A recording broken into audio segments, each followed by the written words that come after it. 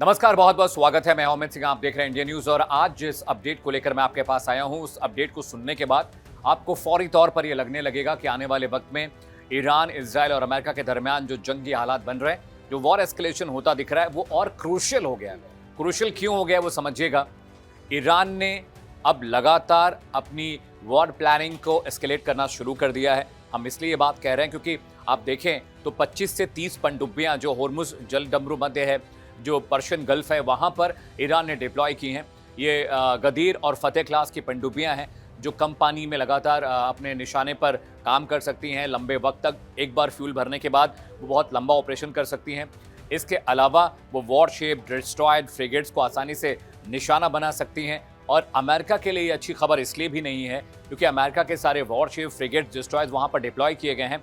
ऐसे में अगर ये पनडुब्बियां एक्शन में आती हैं तो अमेरिका को ज़्यादा नुकसान हो सकता है।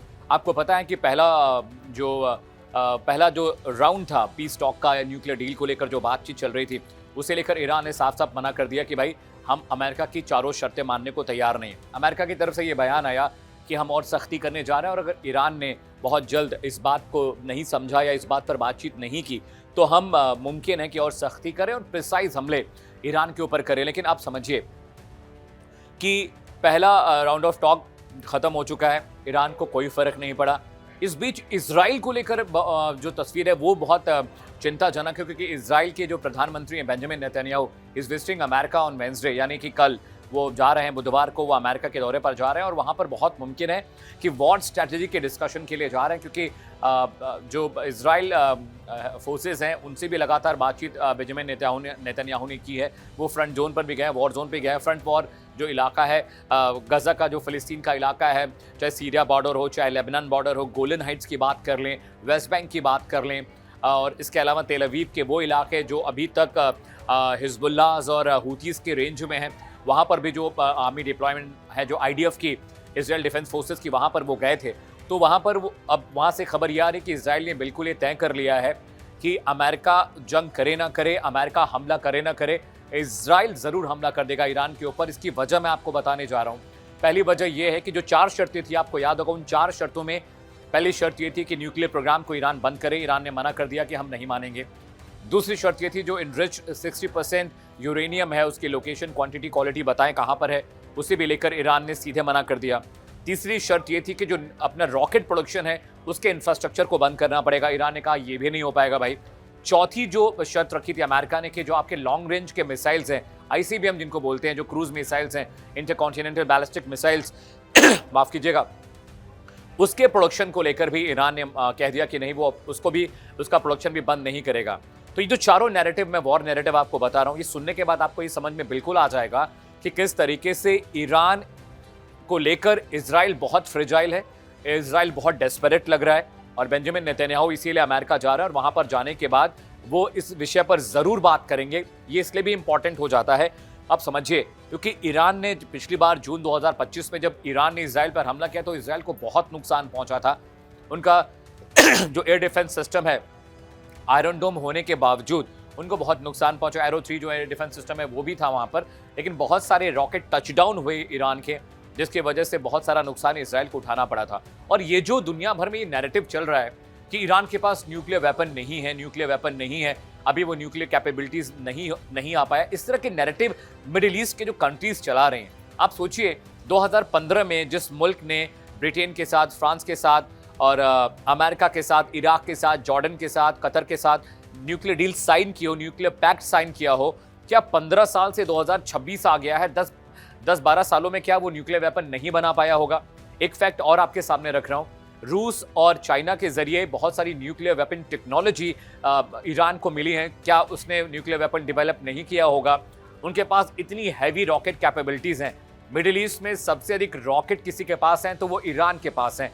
तो क्या वो सिर्फ दिखाने के लिए हैं?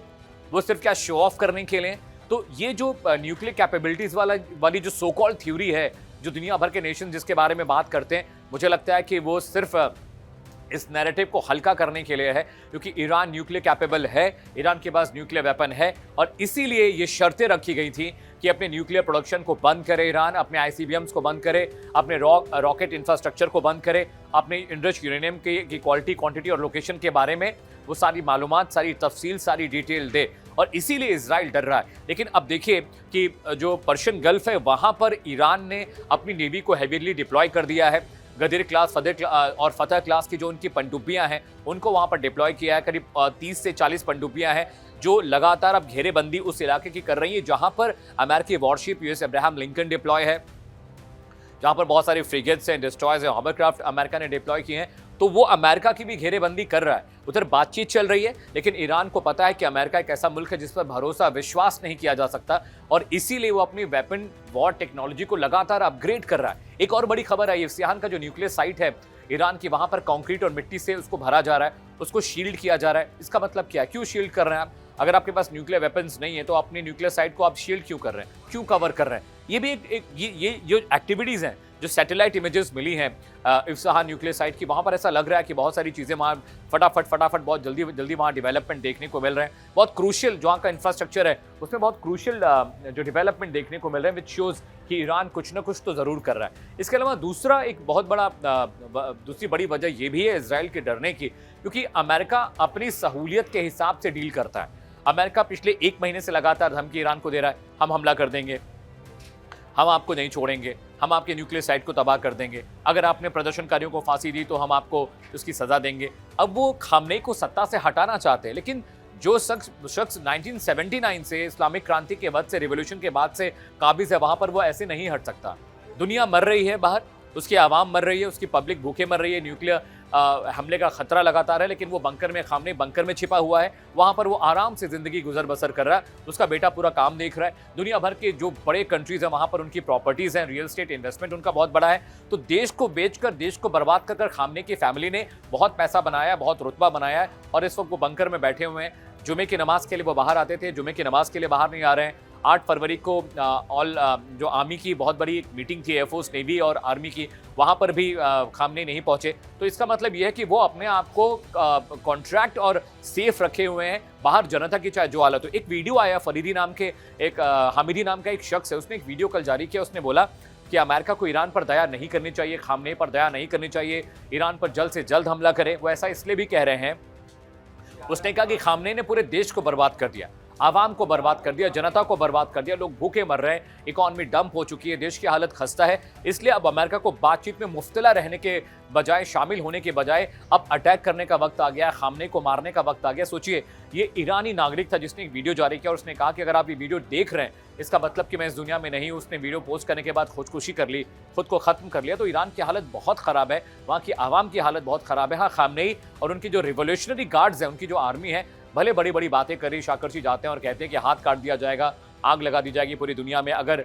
हमला होता है ईरान के ऊपर। तो इस तरह के नैरेटिव को देखने, सुनने के बाद ये साफ साफ लगता है कि अमेरिका अपने हिसाब से इस पूरे मामले को डील कर रहा है। अमेरिका अपने हिसाब से इस पूरी जो क्रूशियल कम्युनिकेशन है, डिप्लोमेटिक कम्युनिकेशन है, जो फॉरेन कम्युनिकेशन है, वो अमेरिका अपनी सहूलियत के हिसाब से कर रहा है, इसराइल के हिसाब से नहीं कर रहा। और इसीलिए इसराइल डरा हुआ है। इसराइल के प्रधानमंत्री बेंजामिन नेतन्याहू वो संडे को जा रहे हैं, बुधवार को वो जा रहे हैं, माफ कीजिएगा, और वहां पर बात यही होगी कि किस तरह से या तो ईरान पर आप हमला करिए या तो मिलकर हमला करें, और अगर आप नहीं करना चाहते हो तो हम अकेले हमला करें, क्योंकि अपनी आवाम, अपनी जनता को लेकर बहुत फिक्रमंद है इसराइल। और वहाँ के प्रधानमंत्री पहले भी कई बार ये बात कह चुके हैं कि हमारे लिए हमारी जनता, हमारे देश से बड़ा कुछ नहीं है, हमारे लिए नेशन फर्स्ट है, राष्ट्र प्रथम है। तो उसके लिए दुनिया में किसी से जंग लड़नी पड़े तो हम लड़ेंगे। आपको याद होगा कि बहुत सारी मुस्लिम देशों ने, खाड़ी देशों ने इसराइल पर हमला किया, लेकिन उसने बारी बारी से हर मुल्क को हराया। गाजा फिलिस्तीन की जंग आप देख ही रहे हैं कि इसराइल पीछे नहीं हटा, उसने घुटने नहीं टेके, और आज भी वो हमास आतंकवादियों को ढूंढ कर उस इलाके में मार रहा है। तो बड़ा सवाल अब यही है, क्या अमेरिका ईरान पर बहुत प्रिसाइज अटैक करेगा, फुल फ्लेज वॉर के लिए नहीं जाएगा, और क्या इसराइल इंतजार करेगा अमेरिका के रिएक्ट करने का, या इसराइल जंग में उनसे पहले कूदने जा रहा है? आज के एक्सप्लेनर में सिर्फ इतना ही, लेकिन देश और दुनिया की तमाम बड़ी खबरों के लिए आप इंडिया न्यूज का डिजिटल प्लेटफॉर्म फॉलो करते रहिए। वॉर से जुड़ी हर अपडेट मैं आपके लिए हर रोज लेकर आऊंगा। नमस्कार।